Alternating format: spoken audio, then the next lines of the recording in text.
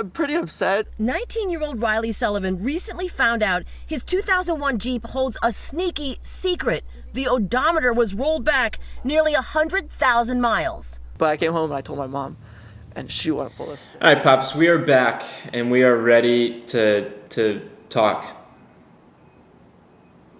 Yeah, that's what we do. Oh, God. All right, Why don't you talk about our sponsor? How about that? Well, if you want to get the best car price, if you want to be able to find the best car price on your next new car, go to findthebestcarprice.com/insider, and our dear friends Jeff and his team have gathered up all of the manufacturers' incentives and programs in one place for your reference, so that it makes it easier for you to find the best car price on whatever car it is that you're looking at. Go to findthebestcarprice.com/insider and figure out how to make your life that much easier. Thanks, Jeff. That was good, Pops. That was good. Yeah, well, what the hell? I almost used my radio voice again. Almost. Okay, so we are talking about today a really unfortunate story and a cautionary tale for anyone out there that's contemplating buying a used car. You want me to tee this up for you? I mean, it's just really kind of sad. So it was a 19-year-old kid that was buying his first car. I think this story came out from upstate New York, if I'm not mistaken. I'll put the... Can I correct you with one thing? Yeah. He would be a 19-year-old young man. Last spring, when COVID closed Riley's college, the USC sophomore headed home. But he needed wheels, so he spotted this used Jeep for sale in front of his local auto body shop and broke the bank, spending all his savings, more than $7,000 earned from working summers at a nearby camp. Young man, yes. Yes. 19-year-old young man, upstate New York, buying his first ever car, and it was a 2001 Jeep Wrangler, if I'm not mistaken. Yes. And the young man had the unfortunate realization after he bought the car, as is, that someone had rolled back the odometer 100,000 miles. And so, but Riley was his name. Riley had purchased his car, $7,200. It was, all the money he had, yada, yada, yada. Pretty sad story. And then the car broke down, and they realized it had 100,000 more miles on the engine than had previously been reported. Now, in the news article and in the story, they then talk about, Riley didn't check the Carfax, and the Carfax had the right information on it and things like that. And so we want to use this as a bit of a cautionary tale for you, if you're in the market to buy a used car, as to why, and how you can protect yourself as you go through the process, whether you're buying it from a dealer, a mom and pop lot, or a private party. You just got to protect yourself when you're buying a vehicle, right, Dad? I believe it's called due diligence. Yeah. You need to do your due diligence. And how do you go about doing your due diligence on, I don't know, a 19-year-old vehicle? Yeah. Auto check, Carfax. Are they 100%? No.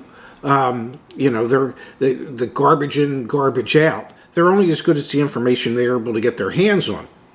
But if he would have run a Carfax, which, I don't know, I guess cost about $20 if he had to pay for it, he would have found out that 3 years prior, the odometer reading listed on Carfax was 198,000 miles or something like that. And when he was looking at it, it only had like 103,000 miles on it. And one would have to, when they see that, would have to say to themselves, did they just drive in reverse for the last 3 years? I mean, how do you get the odometer to go back that far? And it noted on the Carfax that there was a mileage inconsistency, that there was a discrepancy. And I'm sure Riley is a really nice young man, and he was I believe a college freshman. Yep. And because of the pandemic and everything, he found himself back at home, and he needed transportation. And when I first read this piece, I thought to myself, the first course that they should make you take in college should be Common Sense 101. Nobody teaches people how to really protect themselves and just use a little bit of common sense when you're about to spend money for anything. You hear me say it all the time. If it sounds too good to be true, it is too good to be true.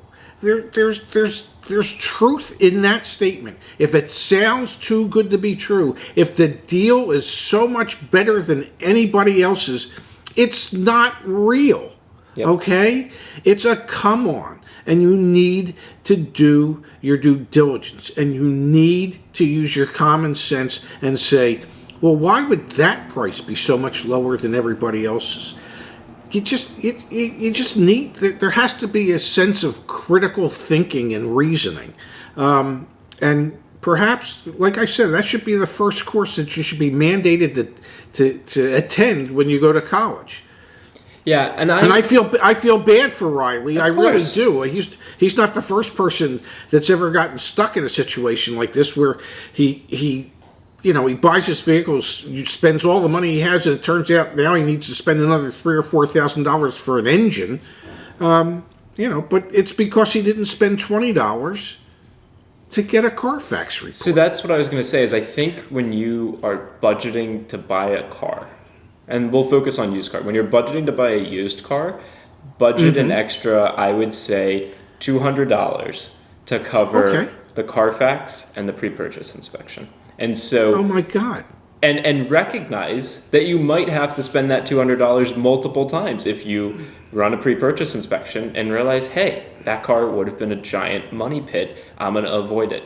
It was a good $200 that you spent. Yes, it's $200 no longer in your pocket, but it prevented you from $3,000, $4,000, $5,000 in replacing an engine. And so I think that's a good rule of thumb is if you're buying a used car, set aside an extra $200 or maybe even $400 to cover 2 pre-purchase inspections and 2 purchases of a Carfax. Although if you're buying from a dealership, they'll be more than happy to give you a Carfax most of the time. So that's like a good takeaway for me in this case is, just set it aside. Here's a red flag for you. If the dealer won't provide you with a free Carfax, that right there tells you everything you need to know. If the Carfax was good, if the Carfax was clean, why wouldn't the dealer invest the $20? And truth be told, dealerships buy Carfax reports at a discount. Yep. Okay, they pay X amount of dollars per month and they can pull as many Carfaxes as they want. So if it's a clean Carfax, they would want to hand it to you.